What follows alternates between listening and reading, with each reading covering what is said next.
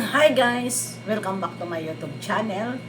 Good morning, good afternoon, good evening sa ating lahat. Saan man tayo sulok ng mundo, sana ay nasa mabuti tayong kalagayan at ligtas sa anuman masamang kapahamakan. At bago ang lahat, shout out sa aking minamahal na kaibigan, Tita Lydia, kaibigan na sponsor at pinapaingat si Tita Lydia sa akin ni Budol Sangkay. Pero doon ko yun i-upload sa aking Lolaglo.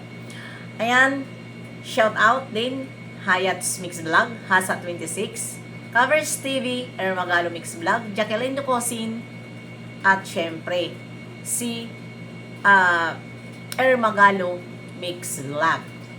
Ayan. Ano ngayon ang ating tatalakayin? Nandyan si Tinolang Manok at re-reactionan natin itong sinabi niya kay Tita Lydia. At shoutout sa kaibigan kong Jim Otelli, original, Team Bubuli, original. Mega love shoutout at syempre sa nagsusupport sa mga Team Guwapa. Mga Team Guwapa dyan, shoutout sa inyong lahat. Salamat sa support nyo sa amin kahit iilan lang tayo. Ano? At yon, ano ngayon ang aking sasagutin dito kay Tinolang Manok, GP Alivio? Patungkol nga ito sa nasabi niya, di ba, si Tita Lydia, dahil hindi naman ako nanonood dyan sa mga kay Tinolang Manok, at may nag-comment doon dahil si Tita Lydia nagsalita na patungkol sa sasakyan, dahil yun nga, nabasa niya na siya ang may pagnanasa kay Kalingap Edo. Pero sasagutin din natin yan. Mamaya sa pag-live ko. Ito, upload lang ito. Dito tayo kay Tinolang Manok. Dahil nga may nag-comment na sinabi daw ni Tinolang Manok na hindi lang nasunod ang gusto ni Tita Lydia dahil nga hindi binigay ng idol nila ang itlog. Maria Josep Marimar naman. Ito lang Tinolang Manok. Palibhasa, mga manyakis kayo. Porket nagbibigay si Tita Lydia, kailangan na niya si Ido. Hindi katulad si Tita Lydia, sa inyo, manyakis. Kapag binibigyan kayo ng sponsor, iniisip nyo may gusto na ang sponsor sa inyo. Kaya nanliligaw kayo at pinapakita nyo ang inyong mga batuta. Yung itlog ni Ido, hindi yun kailangan ni Tita Lydia. Dahil bakit? Kung kailangan ni Tita Lydia ang itlog ng mga itlog ng lalaki, bakit si Ido pa ang kanyang pipiliin? Si Tita Lydia, ang asawa niyan, abogado. Hindi nyo alam? Pero hiniwalayan ni Tita Lydia ang kanyang asawa na abogado, 4 ang anak nila at nagtatrabaho yung 4 na anak nila sa US na puro babae. 4, walang lalaki si Tita Lydia na anak. Nandoon din ang kanyang asawa. Sa ngayon, nagkikita sila.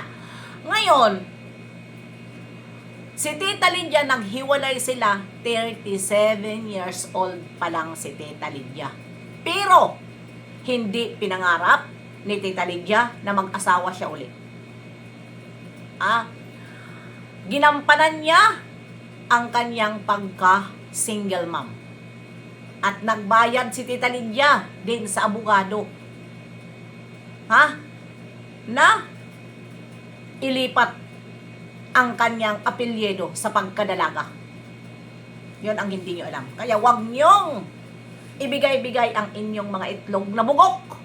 Dahil hindi po yon kailangan ni Tita Lydia. Ipamigay nyo sa mga babae na may gusto sa inyo, na kayo ang nagbabayad.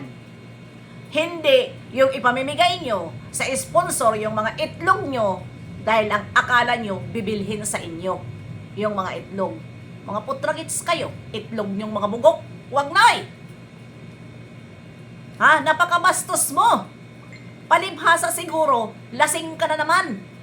Kaya hindi mo alam yung mga pinagsasabi mo. Di ba? Lamunin mo si Kalingap Edo dahil yun naman ang umpisa eh. Ikaw eh. Di ba? Ikaw ang nagsabi na wala na ang IDSE. Dahil trahidor ka na mamangka ka sa dalawang ilog. Ha? Ano ang ginawa mo noon? Di ba? Ayaw mo naman talaga kay Beyonce eh. Dahil kinorner mo noon si Kalingap Edo. Nung ano yun, anniversary ba yun nila na doon sila sa ano na timbanig ang naggastos? Na nagmukhang pulubi tingnan yung idol nyo dahil alam nyo na may event. Dinala nyo pa sa Bagyo. Itinago mo dahil ayaw nyo. Diba? Nagmukhang tanga. Saan natulong si Edo? Kaya hindi napalitan ang damit ni Edo dahil malaki. Sa inyo, hindi natulong. Nandoon si Bibi Beyonce, pati sila Kuya Bal. Akala nyo hindi ko yun alam na ginawa nyo? Diba? Na alam nyo na may event, itinago nyo si Edo. Oh, dahil that time na yon, gusto nyo na mawala na ang IDSE. O ngayon, nung si IDSE ang umayaw, di nga kayo. Anong nangyari? Dahil ang akala nyo siguro, sikat yung Edo nyo. Ha? Nung ang babae na ang umayaw, sino ang lumuluhod? Ngayon, akala nyo hindi ko alam? Nagmamakaawa, napapakasalan niya si Beyonce, pero huli na ang lahat. Diba? Dahil ano?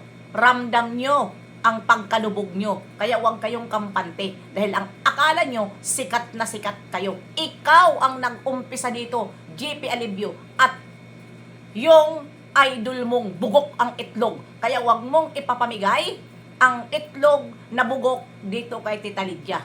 Dahil hindi kailangan ni Tita Lydia ang inyong mga itlog. Kayo ang nangangailangan kay Tita Lydia. Hinahabol-habol nyo. Ha? Bakit yung idol nyo hindi nagsasalita sa mga bigay ni Tita Lydia? Pinapabayaan lang ni Tita Lydia. Ha? Hindi nagsasalita. Bakit? Namamangka siya sa dalawang ilog. Ha? Dahil marami siyang sponsor na kapag mayroon siyang binibigay salamat doon sa sponsor, bakit hindi pangalanan ang nagbibigay? Masama ba pangalanan ang nagbibigay kung para lang naman doon? Di ba maraming sponsor? Malay mo yung isang binibigyan niya kung 5 na ang hiningian niya. Ha? Tapos sasabihin nyo, hindi nang hihingi. Oy, mismo, ha? Yung idol nyo ang tumawag kay Tita Lydia. Pero, hindi dapat yan ibubulgar ni Tita Lydia kung hindi nagalit si Tita Lydia doon sa nag-comment. Ha? Comment kasi kayo ng comment, pinagmamalaki nyo yung idol nyo na hindi nang hihingi, ayon tuloy na booking. Dahil kayo ang mga siraulo na mga panatiko, ha? Imbes na hindi mabubuking dahil tahimik lang naman ngayon si Bugok ang itlog, dahil nga ay sapul na, malaki na ang pagsisisi. Diba? Kaya nananahimik. Kunyari, masaya sa harap-harapan, pero mga stress na ang itsura. Maria Josep Marimar, anong sasabihin nyo? Nag-iingay kami? Dahil laos na kami. Malaos man kami, sanay na kami pagkalaos dahil hindi naman kami malaking community. Reactor lang kami. Ha? Sino ang malaki ang community? Di ba kayo dyan? Binabanatan nyo ang isang walang kalaban-laban, pero lumaban sa malaking community. Yan ang iningit-ngit nyo. Hindi sila mukhang pera dahil umayaw sila. Kahit alam nila na nagkakapira sila sa Kalingap. Umayaw sila. Ha? Pero ang hindi inayawan ang Kalingap, ang inayawan niya ni Bibi Beyonce, ang bugok ang itlog. Dahil akala mo sino na. Di ba? Ikaw, JP Alibio? Oh, sagutin mo ako. Kay magbirahan tayo. Ha? Para makita nyo yung mga angas nyo dyan. Maano lang kayo, tapang lang kayo kapag nakakainom kayo ng alak. Kaya nagganda, rangas-rangas ang mga hitsura nyo dahil ang yayabang nyo. Charity ng charity, pero nilalaklak naman, laklak doon, laklak dito. Tarantadis kayo, wag ako. Wag nyong pagsabihan si Tita Lydia na kailangan ni Tita Lydia ang itlog na bugok. Ha? Dahil matagal na si Tita Lydia na nag-i-sponsor kahit sino. Walang sino man. Ha? Siya na pinagsabihan. At may narinig ako na ako ang naninira kay Ido, kay Tita Lydia. For your information, ako ang nagpabalik kay Tita Lydia, kay Ido. Sinuyo ko at sinuyo ko.